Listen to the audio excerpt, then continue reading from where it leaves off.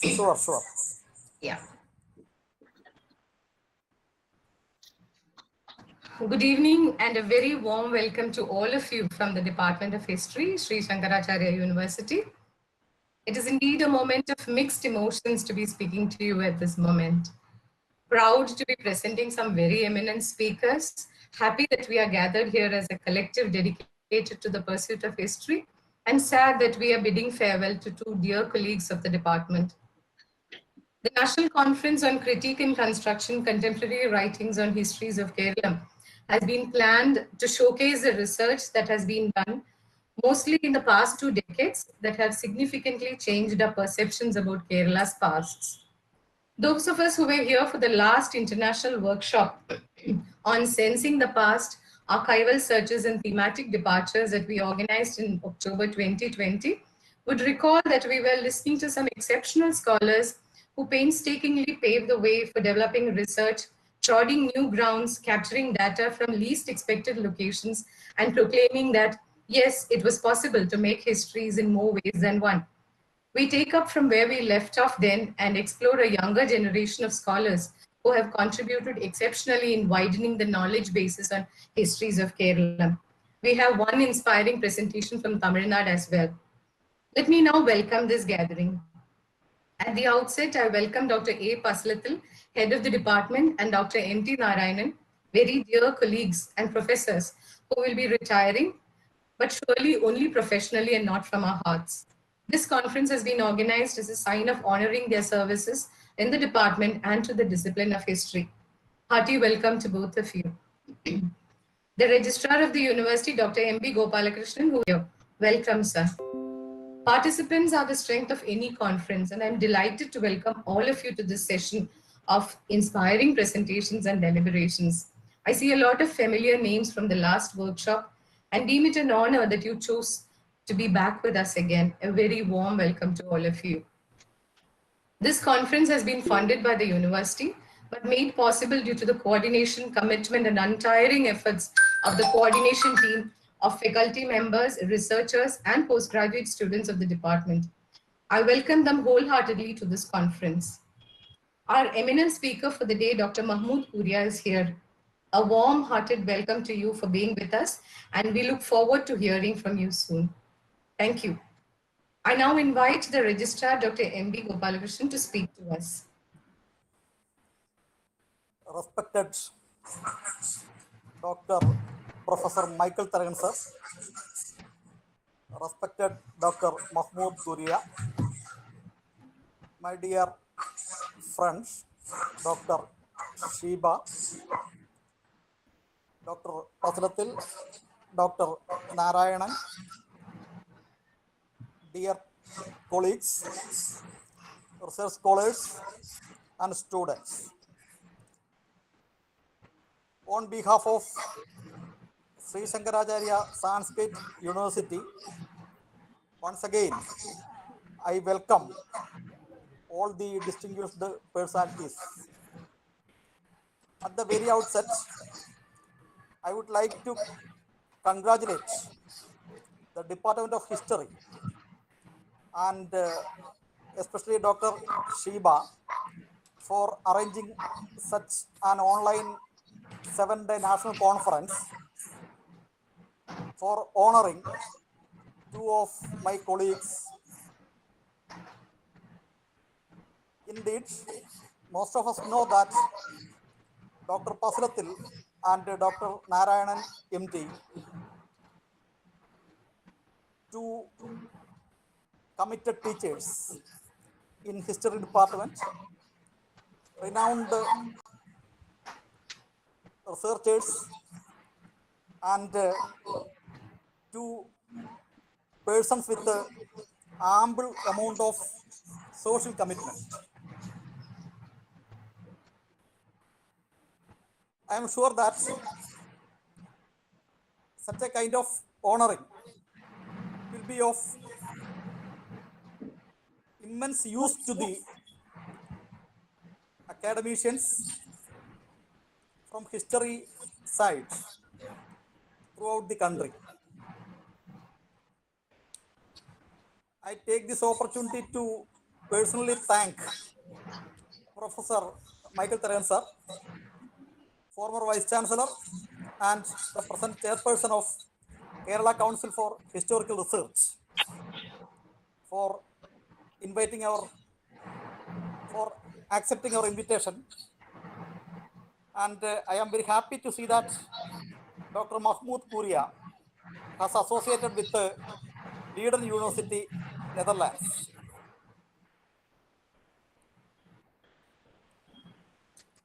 Under the auspices of Kerala Council for Historical Research, our university is also planning to have a tie-up with Leiden University, Netherlands, under the Cosmos Malabaricos project. So, in this occasion, I would like to congratulate all the teachers for arranging such a wonderful academic endeavor, and I am sure that this will be of useful to all the participants, all the academicians, and I once again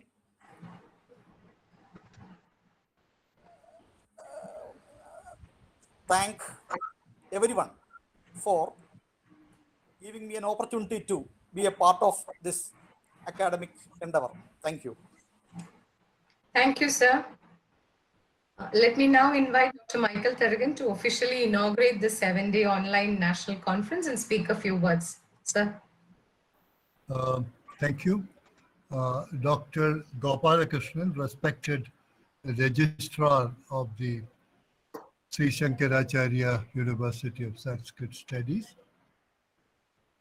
Professor Paslithil, Professor Narayanan, Professor Shiba and other members of the faculty, research scholars and students, and also Mahmood Kooria, whose lecture we have all gathered here right now to listen to. I'm extremely privileged to be invited to inaugurate such an august assembly for two reasons. One is that this conference is being held in honor of two of my fellow research scholars, historian scholars, A. Paslithil and M.T. Narayanan, whose work we all know of. And this is a great occasion for me to express my personal regards and respect to their work, that both pedagogically as well as research-wise too. They have done great contribution to the field of the study of history. I am also privileged because at this advanced age, I'm being considered to be fit enough to be invited to such a conference, because this conference is meant to be an assembly of younger scholars who are trying to dismantle, question, revise some of the hypotheses and conceptualizations that some of us created in the past. In a way, I welcome that, I appreciate that. At the same time, that I'm also feel a bit proud that they chose me to inaugurate it. I would wish them all the best in the endeavor which they have taken up, because it's only by, as we all know, it's only by questioning, by challenging, by revising the existing scholarship would there be real progress in the act of creating new knowledge. And that is being done by these young scholars. And Mahmood Kooria, whom I've had the privilege of listening to at another occasion too, is a fine example of such persons who are already created a name for himself in his own field of study. The others whose names are listed are no less important. In fact, all of them, whether it be Ramdas or Jayshilan Raj, John Thomas or Justin Matthew, Jazeera, Kalpana Karunakaran, Deva Devan, Santosh Abraham, Burton Cletus, Varghese Vijay, Rachel Varghese, and they come from well-known institutes and universities all over the country, and some of them have also worked abroad. So such a combination of personages who have been already being taken very seriously by the fellow scholars is always a enjoyable occasion to listen to them. And I would congratulate the University of Kaldi University, and particularly Professor Shiba, for organizing this conference. I would like these kind of encounters to be continued also in our daily kind of engagement, because it is for us to prove to the world that history is no more the kind of subject that we used to learn earlier. Not that the earlier histories are all debunked or anything, but earlier histories, of course, opened up new paths and new ways for the people who came later to pursue, and also ask some new questions, because it is by asking these new questions that we've been able to also carve out new areas of studies, new areas of research, new areas of understanding too. So I would like this encounter not only over the generations, but also over different mental capacities and attitudes, and also on different positions. These encounters would be the staying power of the subject, not only of history, but of social sciences in general. And it is high time that all of us should work and look beyond narrow specificities of our so-called disciplines, and look at the world as it is, and it is a complex world with all kinds of relationships having existed and is existing even now. So I wish this conference all success, and I would take this opportunity to gladly declare that this national conference on critique and contemporary writings on history of Kerala officially or formally inaugurated. Thank you.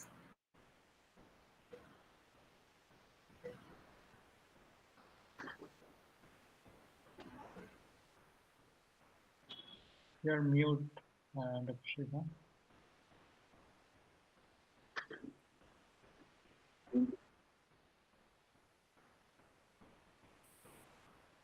I'm sorry. Thank you very much, sir, for your very insightful comments. We have come to the end of the brief inaugural session now. We shall get into the presentation for the day. The moderator for today is Avinash Simon, Research Scholar of the department. His research is on insurgencies, crimes, and incarcerations the evolution of crime, law, and imprisonment in 19th and early 20th century Travancore. Over to you, Avinash Simon, for conducting the session. Thank you. Thanks a lot, Dr. Sheba ma'am. On behalf of the History Department of Sri Shankaracharya University, Kardi, I would like to invite each and everyone to this national conference. Before we get on with the talk, allow me to read out few very important instructions. Please ensure that your mic is muted and the video is off throughout the lecture. Please ensure that you don't touch your phone accidentally, that you might activate the streaming option. Questions may be typed into the chat box during or at the end of the lecture. The moderator will raise the questions citing your name for the speaker to respond. So without further ado, I would like to invite one of our MPhil student, Mr. Jubair PM, for the official welcome. Over to you, Jubair.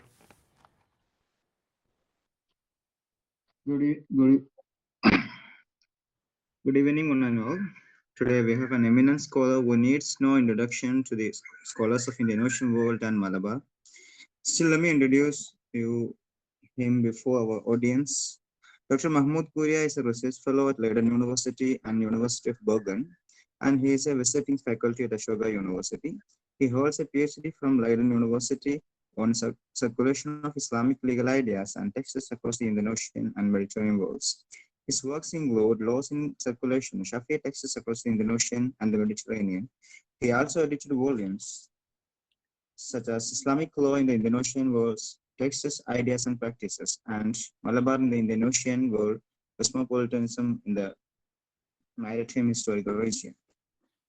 We are very happy to have you here, Mahmood Kooria, and I welcome all of you to this first session. Now, let me invite Mr. Mahmood Kooria for his talk. Over to you, Dr. Kooria. Thank you very much. Thank you, Dr.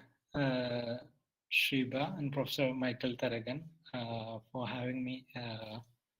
And it is a great privilege to talk in the first session of this series, which seems to be a very exciting series of speakers. I'm very privileged and humbled to be, first speaker in the series. I have to start by saying that I was like, I'm currently in Leiden in the Netherlands, and because of the time difference, I had thought that I have 1 more hour to prepare my talk. But until Dr. Sheba called me, then I realized that I am already, late to start. Anyway, it is also a great privilege that I get the opportunity to talk to you during the retirement of 2 eminent faculty members of the history department at Sanskrit University. I haven't had yet an opportunity to meet Dr. Paslithil and Dr. M.T. Narayanan, but I hope in near future our paths will cross sometime soon. So I'll come directly to my presentation, which is about 2 queens and from the matrilineal household, which is like from the Arakkal family. Before starting this, I must say that I came to my area is not directly related to Arakkal family or 18th century Malabar. Scholars like Professor Michael Taragan, as well as very recently Dr. Abhilash Malayil, and many other scholars have worked extensively on the history, economy, and politics of Malabar in the 18th century. So I came to this topic, 18th century Malabar, through a different route, that is through my interest in Marumakkatayam or matrilineal communities. And I have talked about matrilineal communities across the Indian Ocean world. Usually we tend to believe in Kerala that Marumakkatayam is very specific to Kerala. But once we know, or once we look at the larger picture, we immediately realize that it is not only specific to Kerala. Rather, it goes beyond, far and wide, across not only Asia, but across Africa as well. So Indian Ocean and Islam, these are two features, sort of unites these communities from Mozambique and Comoros in East Africa to some parts of Somalia and Tanzania, as well as in South Asia, of course Kerala, but also beyond Kerala, in Karnataka as well as Lakshadweep Islands and parts of Coromandel Coast in Tamil Nadu. And then also in Sri Lanka, at least in 3 districts of Sri Lanka, Akrai-Pattu and Battikula and one more district, as well as in Southeast Asia, the largest matrilineal or Marmakatayam community is in Minangkabau in West Sumatra in Indonesia. And also in Negeri Sembilan of Malaysia, there are these matrilineal communities.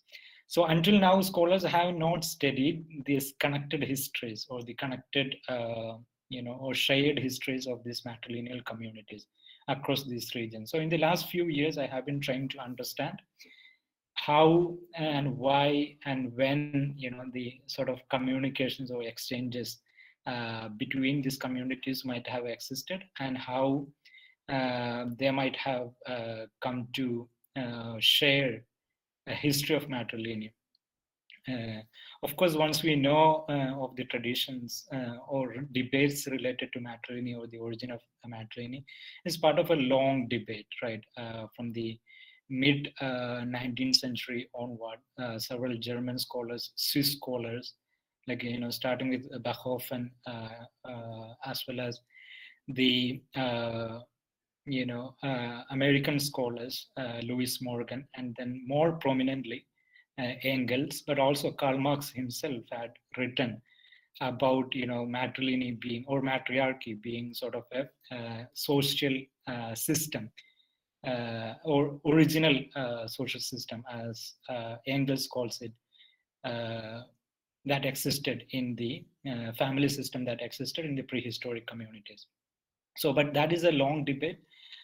Whereas, to briefly touch upon, the existing literature, is that not many historians have worked on the history of matrilineal, especially among the living matrilineal communities.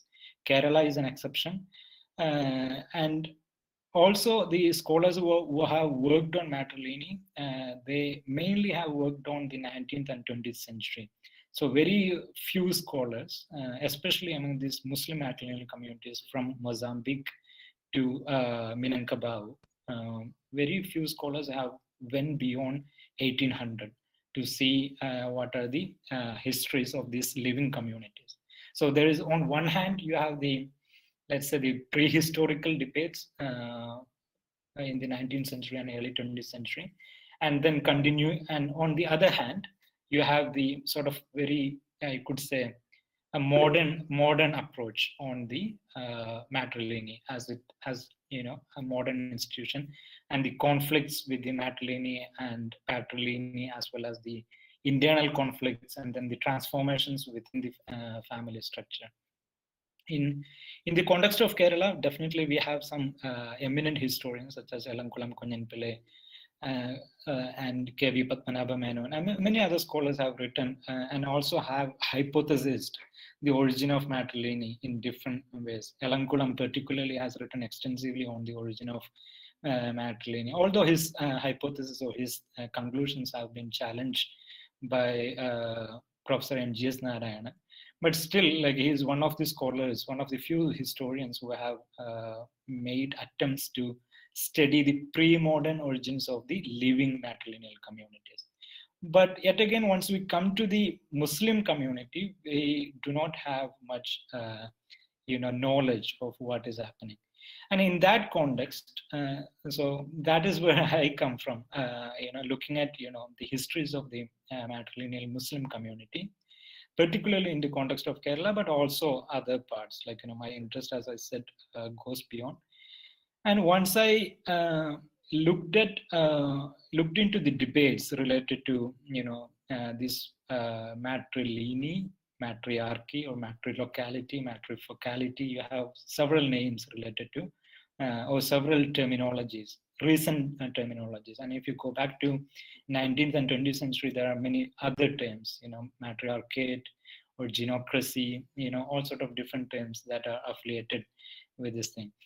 So in the context of Kerala, what we have is, especially among the Muslim community, is the well-known case of the Arakkal BVs, right? Or the Ali Rajas of Kannanur, which is often identified as a classical example of the matrilineal community. But again, once we know, I'll come to this particular aspect. It is very unfortunate that despite of a common notion that the matrilineal existed among the Muslim community, particularly among the Ali Rajas, no scholar, no historian has really looked into the role of women within the, especially like there are wide notions or wide, sort of passing or fleeting references on the woman. And this is not only because with the Kerala history. If you look at history at large, whether it's Indian history, South Asian history, Asian history, the history of women, as one author has put it, just escapes my name. Sorry, her name escapes my mind. She puts it like, visible history and invisible woman. So there's always, history is very much visible, but women or history of women are always invisible. So that case is not different for the case of the Arakkal Ali Rajas or the Kerala history at large itself. We know very few women, history, like, historical figures. There are mythical figures or, semi-historical figures. Through different forms of charidams and different folk songs, Nadan parties and folk songs. But we know very little of, like, less than 10 figures possibly we know within the larger traditions of or larger histories of Kerala. So this is a humble exercise to explore that history. And also I must say, before going to the actual details related to the Arakkal dynasty, that, like, recently, I think 2-3 years ago in the Journal of World History, there was a very interesting article by one scholar called Stephen Amell, who enlisted around 277 queens who ruled the Indian Ocean realm. So from East Africa, from Comoros until, like, the Minangkabau Achanese Sultanate between 14th century and 19th century. So in that article, which is a very interesting article, in order, where you can get a comprehensive idea, almost comprehensive, I must say, almost comprehensive idea of the female rulers that had ruled the Indian Ocean world. And interestingly, in the whole work, he doesn't refer at all to the Arakkal, neither the other noun cases from Kerala. So, at the moment in his list, there are 277 queens or rulers female rulers who had ruled the Indian Ocean. But then the list, of course, is larger once we locate, for example, the Arakkal dynasty into the realm. So from there, I'll come to, so my interest in the, Arakkal dynasty is, and also in the 18th century Malabar, it comes from this interest in the matrilineal. And forgive me if I make any mistakes while I refer to the 18th century Malabar, while there are such esteemed scholars, as Professor Tharagan as well as Dr. Malayal are here.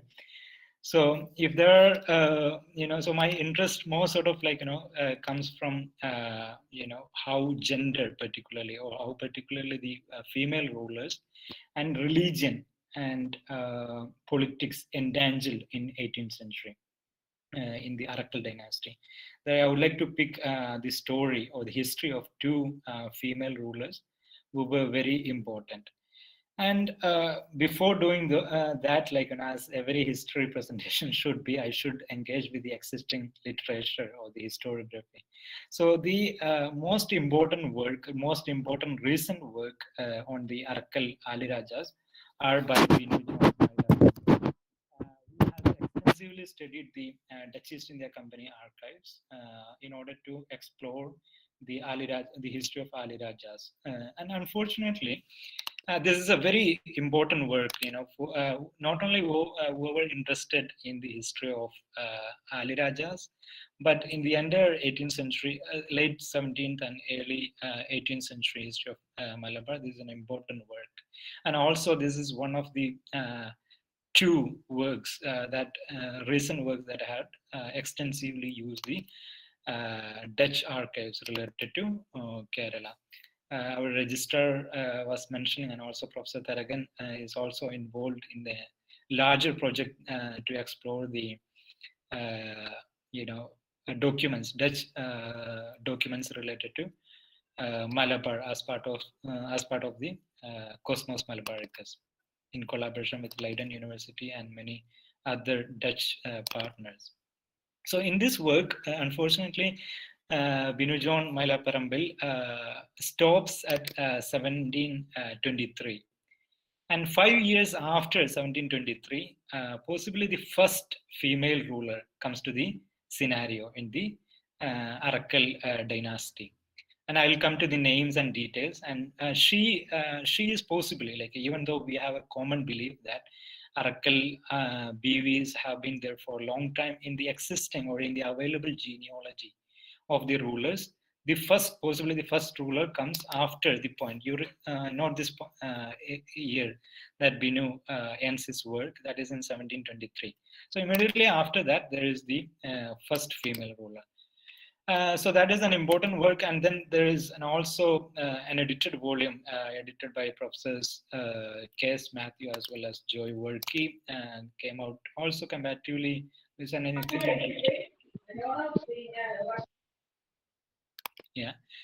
which has this volume particularly looks at Kannanur. I'm sorry for a blurry image, but then this is a volume dedicated for Kannur itself, and it also has, among several other contributions, chapters on Ali Rajas, including one by Binu John himself.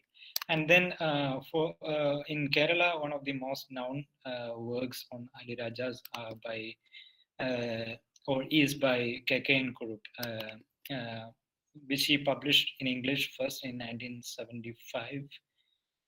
This book, which is, I think now it is almost out of print, and but then it was translated or loosely translated into Malayalam and was published, I think, a few years ago. And this work, the Malayalam work, unfortunately doesn't give citations, so you always have to depend on the, for a scholarly work, you have to depend on the English work so that you get like exact references. The interesting thing about the first one, if it is entirely dependent on the Dutch sources, or mostly dependent on the Dutch sources, this work is mostly dependent. Professor Kurup's work is dependent on the English records, mostly English factory records, but also other records. And even more important, or equally important work is one work based on Portuguese sources by a reverend historian, like a very respected historian, Genevieve Bouchon. Her work on the Mamale de Kannanur, or the Mamals of Kannanur, a work that came out the same year as Professor Kurup's work came out in 1975, published in Paris, and then she looks at, like, only the 20 years immediately after the Portuguese arrival. So she looks at the how, and this work has been was also translated into English and published, I think, almost 15 years after the French book came out. So in 1988, this book is also almost out of print. Unfortunately, it's not immediately available. So what I have been trying to do is, like, my French is very, I am not at all well versed. So, but still, like, given as the English text is not available, I still try to, try to make sense of the French work with whatever different techniques that one can depend on. So these are some of the important works that we have available on the Arakkal dynasty. And then there are, of course, the various materials available on the, Arakkal dynasty. For example, in the Calicut Regional Archives, the archivist, former archivist, Dr. Majid Sir, who had, who had taken great efforts to conserve all the Arakkal dynasty or Arakkal family's documents, and then he collected and then he brought all these materials into the regional archives and now preserved in the archives. And then the one limitation with that archives is it is that most of this material comes from mid 19th century onward, so slightly beyond sort of my area of interest, that is on the 18th century, and particularly the female rulers on that. But then to give a brief, overview, there are, different from 19th century. Once we come to 19th century, there are different sort of materials, like, the Arakkal family records itself is an extensive one, but also we have different photographs. This one, from Wikimedia Commons, but all mainly taken by a German photographer who had come to Kerala in the mid 19th century. But you can see this very much male domain, right? And the photograph itself can be studied in its own, gender perspective and racial perspective and so forth. And also different coins of the dynasty from this period, like, in this one, those who would read Arabic can see that, they have given the date 1621. That is definitely incorrect. 1621. If they are giving the Hijra year, it should have been, or it could have been either 1261 or 1261 or 1221. Either way, there are multiple, similar sources related to 19th century. So if it is 1261 or around that, it would be 19th century. And then there are this sort of charts or genealogical trees related to the in the and also it is based on the Musnad. This is also given in Kurup's book, and with slight variations. And here, I would like to take a minute to invite your attention. Here around 20. You can you see the number 20, right? Harabichi Kadaube Adiraja Bibi, right? And then another female ruler. So these are, out of all this list of 36 people that stretches up to the late 20th century. This is the first time we see a woman, ruling over or becoming the head of the family or the ruler in the dynasty. And immediately after her, so that is here you also have the date 1728. So she rules it for about, I'll come to the details, but this is a sort of interesting document. This is a Malayalam version. Both of these images are taken from the Arakkal Museum itself, now under the archaeology department in Kannur. And there also in the museum, also if you visit, if you have a chance, if you visit, you also come across this sort of images or the portraits of the rulers, and all of them are from the 20th century, and it is quite interesting to observe, sort of deep read these images to see the changes in the sartorial or changes in the cloth patterns as well as the appearances and the ornamentations and so forth. But unfortunately, we do not have a similar portrait of these two interesting figures that I am interested in. So that is the Ali Raja Bibi Harabichi Kadawubi. And then immediately after her, the second person, second queen, Ali Raja Bibi Junumabe. Junumabe first because there is after one ruler or one male ruler, there is another female ruler with the same name. And she, the second ruler or the second Junumabe or Junumabi, the names are quite intriguing to say the least. So she, the second Junumabe, she has ruled the region for almost 50 years or more than 40 years in the region. And, her reign or her period has witnessed some of the most tumultuous situations or tumultuous turns and ups and downs in the history of Malabar, in the history of Arakal dynasty, in the history of Lakshadweep, because you have the British taking over the entire territory. Just before that, the Tipu Sultan, coming over several times to the region, and then also the French and then the Dutch and so forth. But equally interesting is these two first rulers, or first female rulers, and we have very little sort of information on these two rulers.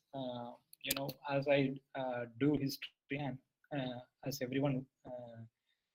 Every other historian who also does pre-modern history, you have to depend on in a great detail on this sort of fragmentary, small, minute details that you come across in the records in order to construct or reconstruct the history of women particularly. And even despite of both of them being rulers, still the sources are silent about, their specific, cultural, social, political, and sort of different, appearances or expressions. So their voice itself, but still, fortunately, we have the Dutch sources from the period as well as the English sources. And for the third or the second Junumabe, we also have the Arabic sources related to their reign. And as far as this is still a work in progress. So I am not saying conclusively, but still I'm sure there must be some Malayalam documents as well related to their reign.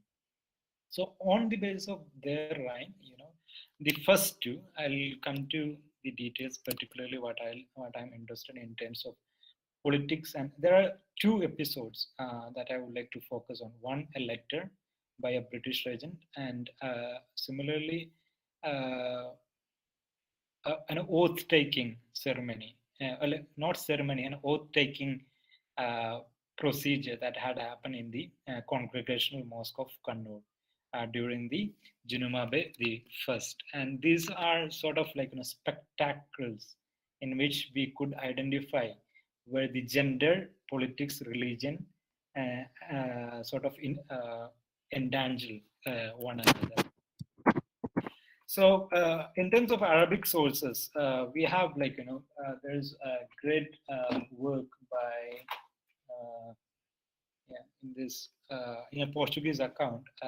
In the Portuguese archives, there are accounts on the related to the Ali Rajas, and in the Portuguese archives, there are the Arabic materials, some of which have been published, some of which also, and one of this is a letter written in Cochin, which also refers to the their encounter or their arrival in Kannur, and this is another one which also detail. It also has been translated into, of course, into Portuguese, and then eventually. It is included in the English edition of Genevieve Bujon's work. So if you are interested, you can also read the entire translations in order to see. But then as I mentioned, these are mostly about the male rulers, not much about the female rulers. And still, once we read the materials, we can sort of understand. But then once we come to the reign of these two female rulers that I'm interested in, the Dutch is a very important phenomenon. Oh, sorry, important players. So the Anjango fort. I'm not going to the whole history of Dutch East India Company in the region, but like to mention it very briefly, they were trying their best to make their way in the pepper trade and in the spice trade of Malabar at large and in Kannur particularly. And they realized that they have not been successful, especially in negotiating with the Kolatiri Rajas as well as with the Nayagas that were coming from the Karnataka region, as well as the major competitor, that is the British East India English East India Company. So by the second and third decade of the 18th century, they sort of hand over the Kannur fort, Nanjango fort, Kannur fort to the Arakkal dynasty, and then they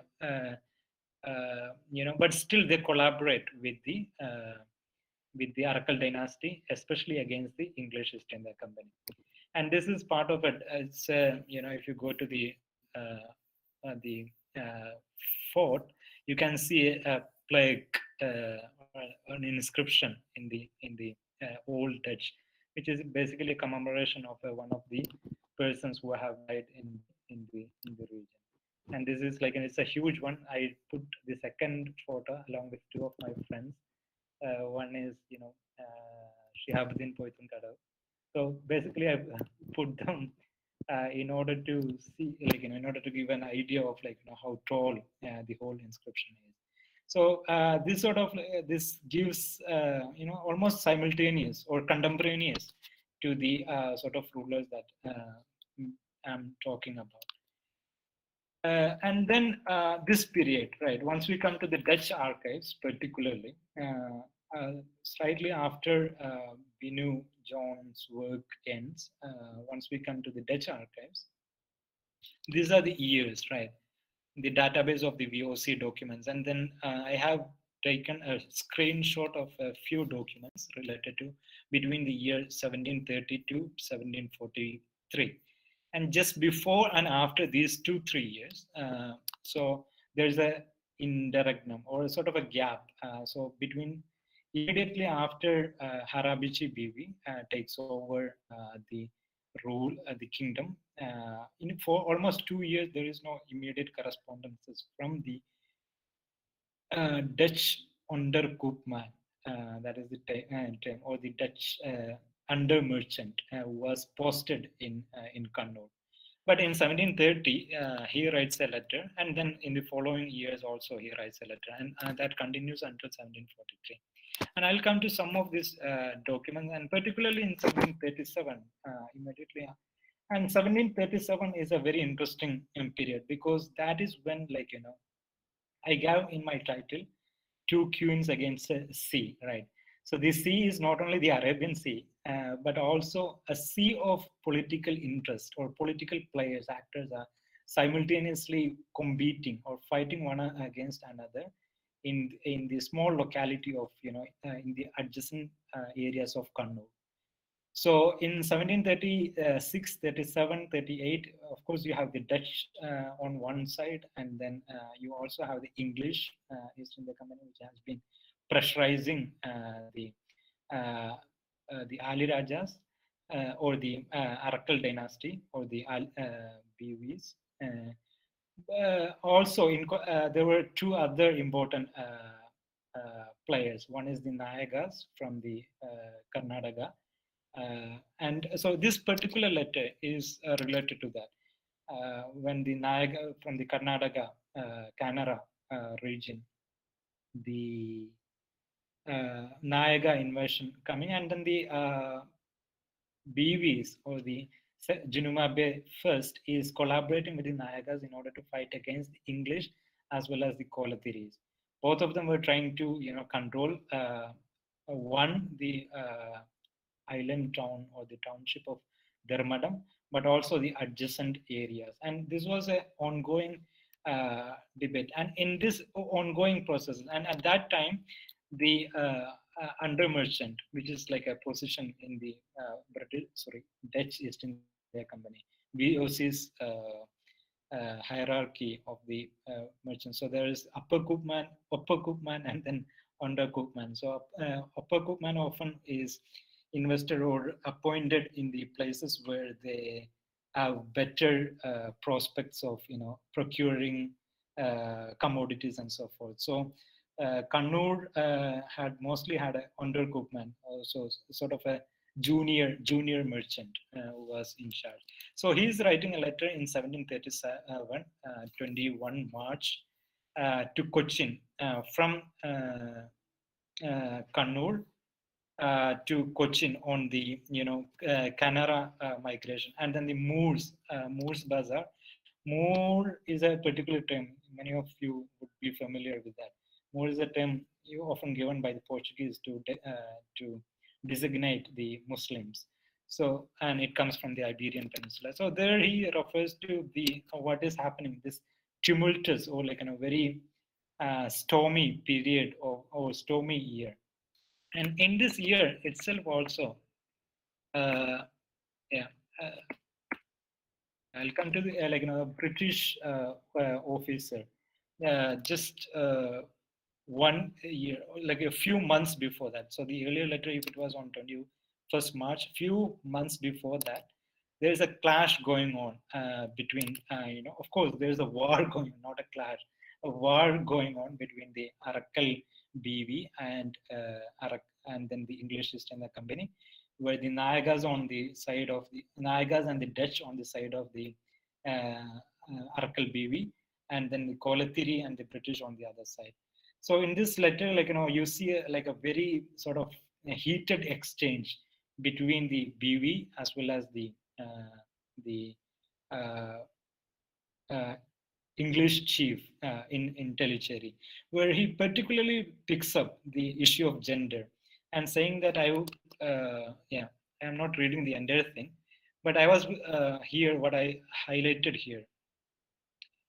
I was willing to attribute, all these, things that, or all these offenses you are making against us, to the weakness of your sex, your gender. Yet, if in future you continue in the same evil practices, I shall no longer make these favorable allowances, but proceed for compelling you to desist. And then, in response, BV writes particularly, that is like in a very short letter. It would be interesting to locate the original source itself, whether it's written. What we have is what I managed to get so far is only the translation. But the original letter itself, if we get the Ola, whether in Malayalam, I believe it must have been Malayalam or in English. The English version says it's a translation of the Ola. Therefore, it would be interesting to know what exactly the BV is saying. In the translation, the British often, and it is a well-known case, right? They not necessarily translated what actually was conveyed, but they translated what they wanted to hear. So here in this letter, in the response, which I haven't copied here, but we see, we see the instance where the BV is sort of apologizing, for for arguably conveying the image. And there in the, by 1737, this year, during that apology, the British chief asks the BV to make a public apology at the in the congregational mosque of Kannur, or the Jumat Palli of Kannur. So, and what is interesting is that the British is asking not the Queen itself, but the husband of the Queen, which is interesting. And this is Logan is mentioning about it. He's writing about this, and also William Logan, and also Keken Kurup is also has written in a small passage about this in the work. But it is a intriguing, a very interesting episode. Why the husband should apologize, and also why it should be at the mosque. So it's not like, my assumption is that it is not very much to do with the idea of the sacrality or taking an oath, at the mosque. And the apology come oath is that it should be that, the queen, the BV, has not done anything wrong against the British, and that should be the statement or the testimony that the husband has to take on behalf of the BV at the mosque. And this is a moment, although we don't have, maybe I'm still exploring to see the various nuances or various gradations or different shades of this gray, to see, the how religion and politics, and as well as gender itself comes to play. And as we see in this particular case, and also in a series of English East India Company records, letters, whenever they refer to male rulers, they always call him as a male Arakkal ruler. They always call him Adiraja or Ali Raja. Whereas for the female rulers, they always use the term Heiress, or one who comes almost like giving a sense of temporality or temporal notion, that the ruler, she is not an actual ruler, but coming for a short time. And this is happening immediately in 1728 itself, when the first female ruler, Harabichi herself, takes over, and then it continues. And in this point, when they ask for an apology by the husband, they sought, they sort of sought the authority of a male member, taking that having an advantage over a female person taking oath. And also, but also we can take it, we can read it from other dimensions also possibly, because we know from other sources that women in Kannur were not necessarily distanced from the mosque, and the women were and did, and they even constructed mosques, but also they did go to mosques. And even the Kannur BVs were often the topmost judges of all the qadis or the religious judges. They were often identified as the Qadil Qudat, or the chief justice of the judges. So her and she was in charge of her all these religious clerics that were functioning in the region, and then many of them did go to mosques. And we have for slightly later period, from the second Januabe, or the second or the third queen in this series, we have this fascinating letter from the Ottoman Empire. And this where this portion where it is underlined, right here, it refers the whole question at that time seems to be in the 18th century, when a Muslim woman takes the position as a ruler. That seems to have become a controversial issue. So in the 1780, around 1780, you have this interesting letter by the Ottoman Sultan of that period, arguably writing. Particularly if you look at this portion, it says that we came to know about the death of your brother, Akhikun al-Marhum al-Hakim. So your brother was passed away, and therefore, according to the local customs, we have taken over the power, and we recognize you. And it's a 2-page letter, on both sides, where they say that, according to the local custom, you have taken over the power, and therefore, we recognize you as a legitimate ruler, and we also give command, or give a command to the British ambassador who is stationed here in Istanbul or Constantinople, to recognize you as an equal partner. So this in this episode also we see basically this sort of maybe Professor G. Arunime has written extensively on the Victorian idea of family, as well as the gender roles within the family, especially the headship. Always being invested into the male members alone. So for many British officers, it didn't make also, which is not very different in 18th century also, where a woman being the head of the family and in charge of the administration, and therefore they sort of try to undercut it in different ways. As I just explained in the case of this oath taking ceremony at the congregation at the Jumat Palli of Kannur. Similarly, in this case also, here you see an Ottoman Sultan during the third Sultana, or third female ruler.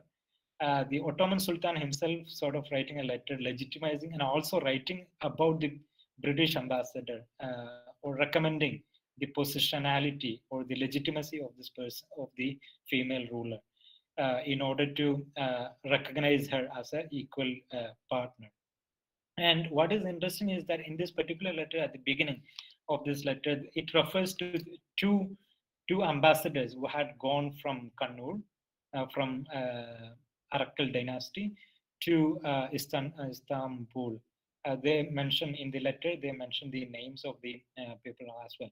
So there we can definitely see that, within the domain, the female ruler or the headship of the Muslim woman was not necessarily challenged, because the epithets given to these ambassadors look to be they sound to be more prestigious or more within sort of umara and ulama, or more both religious as well as communal leaders.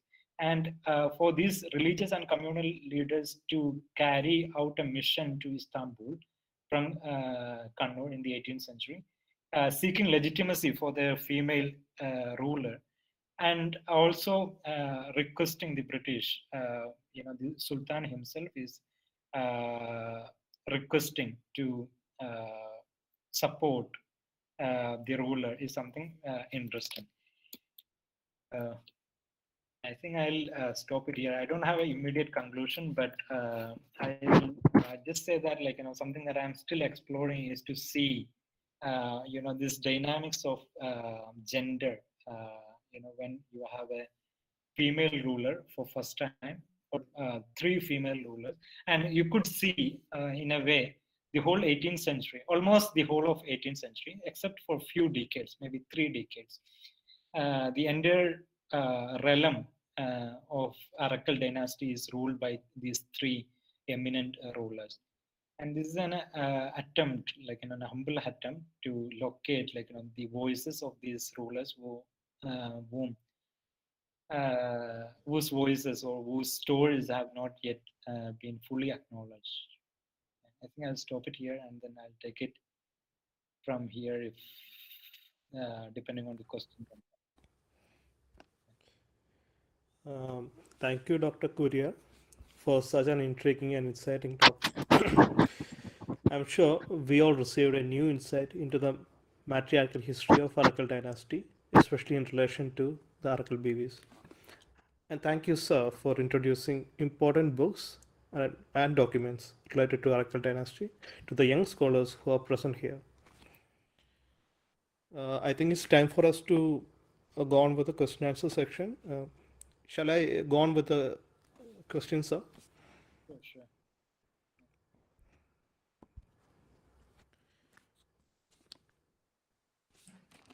So the first question is by Santosh Ilayadath.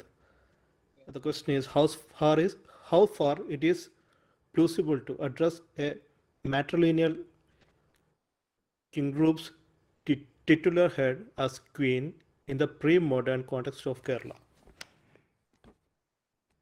I don't really understand the question. Is it about the epithet? No, it's how far is it possible to address a matrilineal king group's titular head as queen in the modern context of Kerala? Okay. Which is an interesting question. But it would be like, at this point, this is something that I was briefly mentioning, or at least, in passing I was mentioning about, the names ascribed or given to these people, right? The names are immediately, not resonant with the later names. From the 19th century, we have other names that are sort of relatable with the, Arabic or Persian words. Whereas these words are sort of like, of course, it will have, these names will have their own etymologies, but still, like, something that stands in this context. I am not in a position to comment about, like, for example, the Anjango, Queens of Anjango, which was also at this time very important in late 17th and early 20th century. Late 17th and early 18th century, the queens there. So I don't know what exactly were the titular roles and titular titles that were given to them as in terms of queen. So the appearance of BV, itself, and also the in the contemporary sources, recent sources, people tend to identify with the, like, sultana and, and so forth, which I don't think are immediately evident in the sources for this period from 19th century. Like, for example, if you look at the inscription that I didn't discuss at the end, but maybe I'll show you. There you have, like, the people being addressed, or, like, in the inscription they are being given addressed as BV, right? You see, Adiraja BV, Avargala Sahayata, Uppil Maria Umma BV. So BV could be, and oh, I don't know whether, did you manage to see it, or is it still being screened? Yeah, anyway. So that is generally the complex picture, but still I would say, Santosh, sir, that we need to explore further.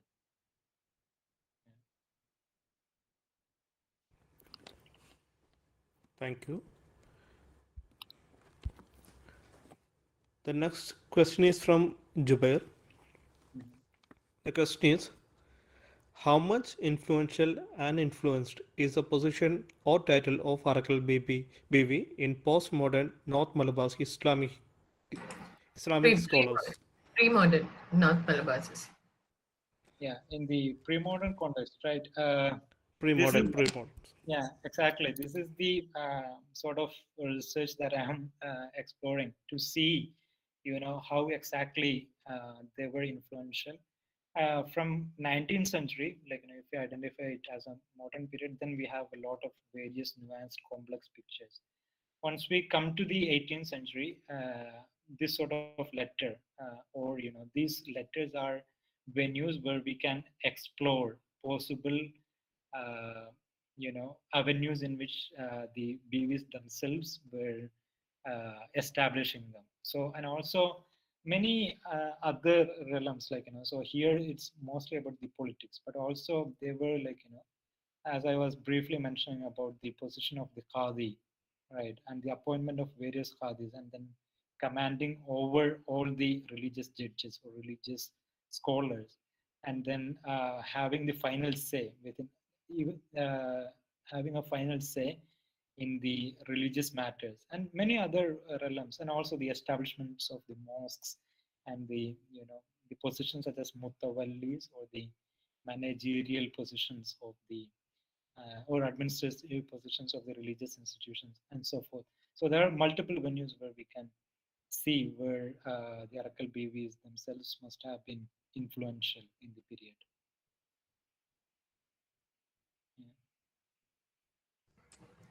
Thank you. Yeah, Dr. Mahmood, are there parallels that you see on the African coast? Definitely. Yeah. So two realms which are very important. One is the Comoros. There in Comoros itself, there are two important dynasties entirely ruled by women. Not entirely, but at least, like, similar. So it relates to the whole idea of matrilineal inheritance, matrilineal succession, right? So in Moheli, there are these queens from the late 18th century and then the 19th century, and then also some of them continuing. In Moheli and also in Angoshe in Mozambique, there are also these similar realms. And also what is interesting is that, like, I came across a series of letters they had written. And if you know, yeah, we know that in Mozambique was under the Portuguese rule, right? So they were writing several letters in Arabic script, although they were using the local language similar to the Arabic Malayalam tradition in Kerala. So they were writing in Makua, or the local language, but using the Arabic script about different nuances. And there, like, we have direct voices of the female rulers from the region, from Angoshe, Cabo Delgado, as well as the Moheli. Moheli was with the French, while the Mozambique was with the Portuguese. Yeah. So there are parallels, and also all other institutions, sort of are comparable. Yeah, thank you. One other question is, there are two things. One is the coming of modernity and the rule of men and patriarchy in that sense. Two, the question of Islam, now, which doesn't, in the stereotypical frame within Islam is not of matrilineal. So how do these, instances both along the African coast and in Arakkal, how are these negotiations happening? One with Islam and one with colonial modernity of, having male-headed households. Yeah, true. I would say both of them. So if you think of it, like, it depends on from which angle we would like to look at these conundrums or the processes. So by the 19th century, when the both colonialism as well as the both Arabian as well as the European migrations to these places become intensive, then both the Arabian as well as the European entities or personalities are on the same page in fighting against the matrilineal households, and also fighting against the institution. So there isn't much difference between, like, whether you are an Arab or European, or whether you are a colonizer or whether you are a Islamic preacher, Arabic preacher coming from the region. Whereas, like, if you look at like a time before that, once we see, the local accounts, and this is like, we have the plethora of these local accounts from the Minangkabau context from Indonesia, where unlike, unfortunately, I'm still trying to explore, maybe in the Kerala context as well, we have similar accounts where the local ulama or local Muslim scholars, as well as leaders, are equally supporting, as well as they're taking benefits. And even, like, if you look at the institution of the Qadi, for example, whether including Ponnani itself, which is otherwise a heartland of patriarchy or patriarchal interpretations of the religion, their headship or the Qadiship was often inherited or transferred through matrilineal or matrilineal lineage, right? So from it would go to nephews instead of sons. So the religious scholars themselves were beneficiaries of the matrilineal system that were existing. And it sort of continued in some of these institutions, despite of the criticisms that had come, whether from the European or the Arab preachers that were coming at that time. Yeah. So I would say, like, it was sort of controversial for the people who were coming from outside, and it wasn't necessarily that controversial for the people. So in that sense, like, a different form of Islam, as well as the entire forms of modernity, was very much patriarchal into these realms. And of course, it ended up in it didn't go very smoothly. Often it led to intensive conflicts, actual wars, and so forth.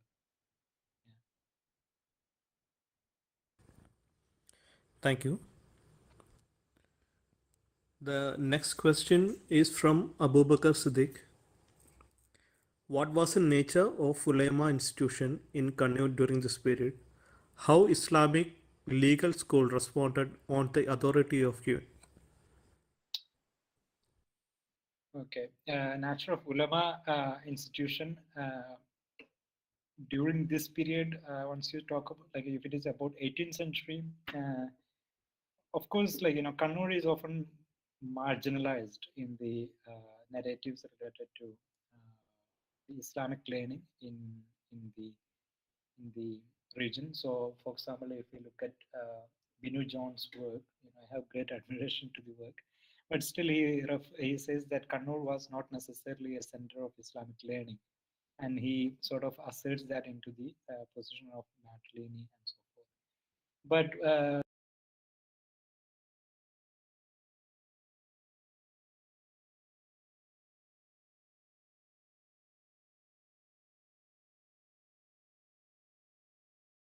the Bukhari Sayyids or the Bukhari Qabila or the Bukhari scholars, who supposedly or arguably came from Central Asia, Bukhara, in the 16th century. So 1510, 1520s, they had come and then they had settled in Kannur, and then eventually went to different places. And the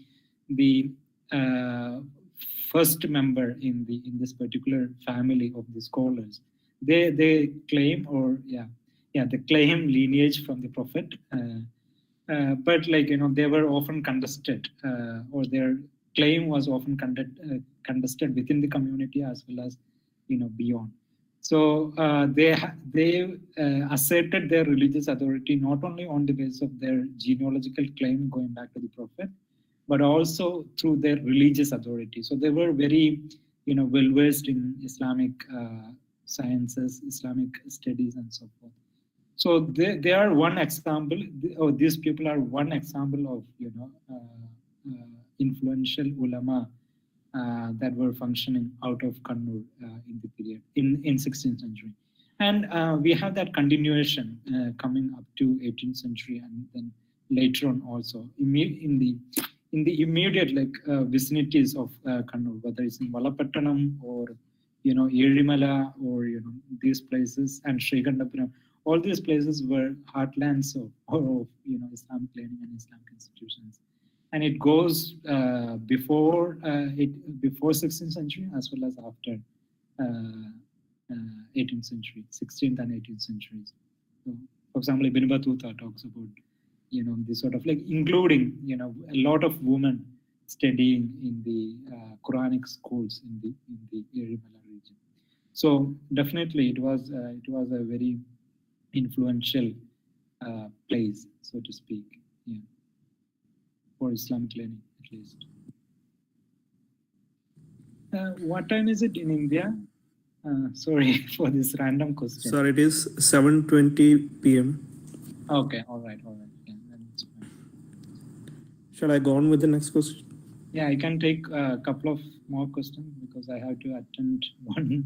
I have to give another. Oh, okay. Okay, sir.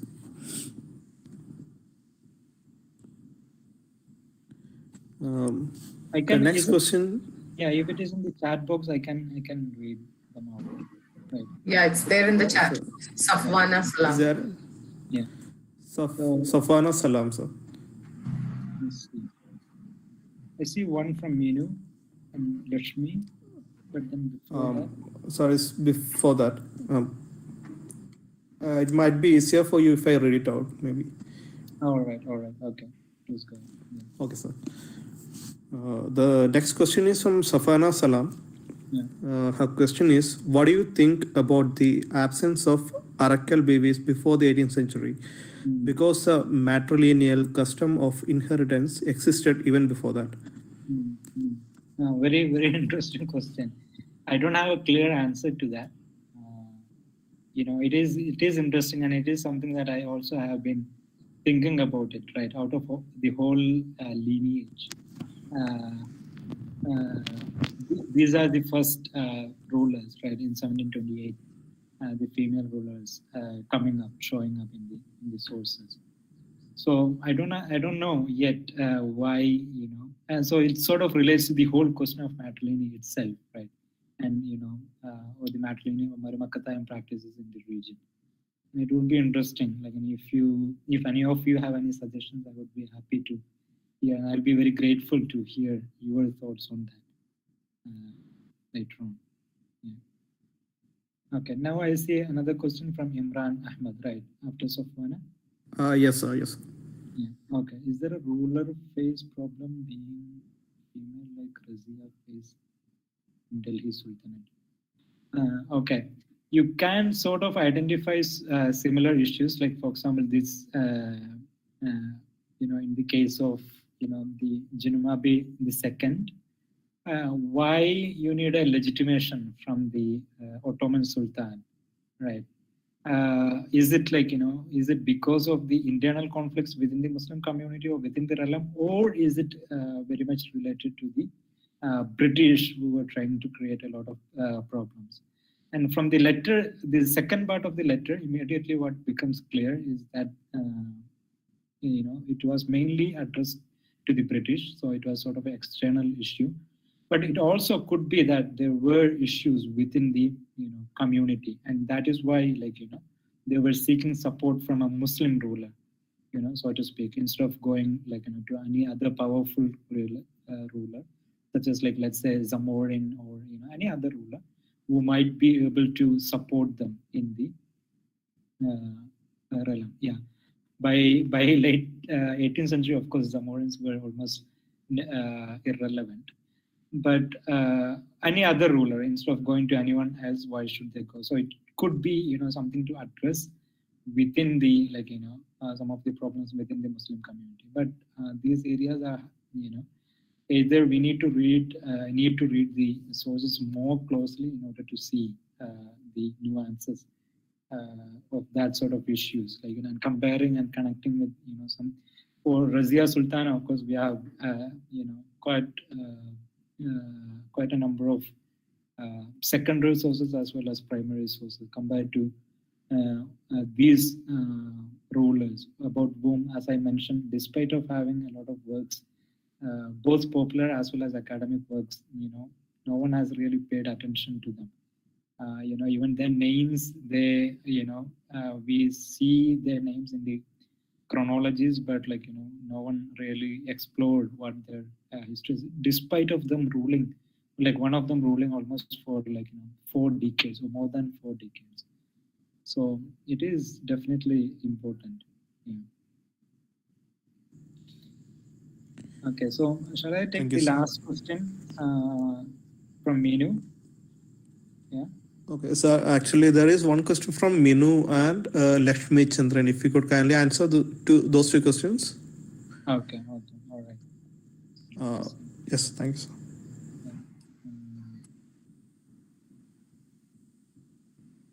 As a Swarubam, definitely, how do you comment on this? Should I read it out, sir? Oh. No, it's fine. So yeah, the question is basically how I affiliate, Arakal, like Binu Jones' identification of Swarup, of Arakal dynasty as a Swarubam, and the second one is about is Arakal Swarubam house family can be perceived as houses by the sea. Definitely, I agree. I don't have I am not making a larger claim on the, on the power or the, extensive uses of the power, or not asserting a lot of power to these rulers. But still, one thing that we need to address in the case of these rulers, particularly, in the 18th century and also before, they go beyond, similar Swarubams that were existing in the region, right? Whether, there are multiple Swarubams that were existing. And in the Arakal dynasty, particularly during these areas, this is an area that I didn't touch in the lecture, they were extending or they were influencing and also taking over not only Lakshadweep but also Maldives as well as other regions. So they had direct control of that went beyond the usual Swarupams. And therefore, I think it would be better, sort of to go beyond the, and Swarupam, as we all know, it's sort of it has a particular connotations in Kerala history context. So in order to take a larger context and also, going beyond this limited identification of, mercantile house or prominent mercantile houses along the sea who are ruling over, there should be more appreciation of this breadth of the power that these Arakkal rulers were trying to assert within Malabar and also beyond into Lakshadweep as well as Maldives. And Maldives, Binu himself talks about it in detail, some of the encounters related to Maldives. But also in the 18th century, this is a period where they take control of some of the islands directly more than ever before. Yeah. Okay, and then I'll take this last question from Lakshmi. Lakshmi, yes, sir. Yeah. Okay, there was another question from as well, but I'll. You may conclude. Yeah. Yes. So from Lakshmi Chandran, do you think the emphasis given to the factors like Victorian morality and colonial intervention downplayed the influence of Brahmanical ideology in the transformation of matrilineal societies in Kerala? Of course not.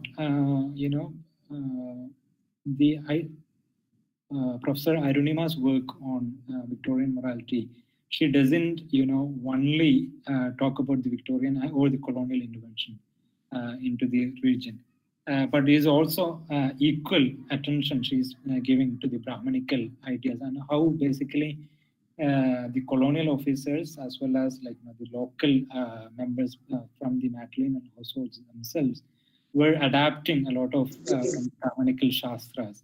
So it's not only about the Victorian morality or colonial intervention, but it is also about sort of Brahmanization of the matrilineal house system, matrilineal system that were happening in the region. And this is her fascinating study. There comes Papa talks about this in detail, the simultaneous Brahmanization as well as the colonization, transforming the matrilineal societies. So it's not downplaying the Brahmanical ideology. Yeah. Shall we stop here? All right. Yes. Thank you, sir. Thank you, sir, for patiently answering all the questions despite your busy schedule. Now, quickly, to officially conclude the session, I would like to invite our field student, Mr. Abdul Muhiz, to present the word of thanks. Over to you, Muhiz. Doing everybody in the occasion, immense pleasure to this opportunity for some of time. Eminent young student from Kooria, Department of History, Narayanan University. If you have personal really, thank you, Dr. Mahmood, for remarkable patience here, especially for years. I would like to extend my again. I express my deep regrets to Krishnan. Also, I deem it a great pleasure like a coded message. to Shiba her taking efforts to arrange and my association and participants. I have that personal session. Finally, thanks you all once again.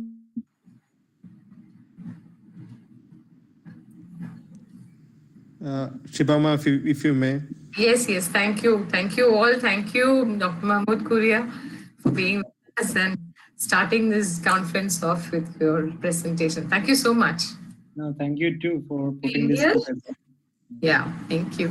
Thank you all for being here. We'll meet again day after tomorrow.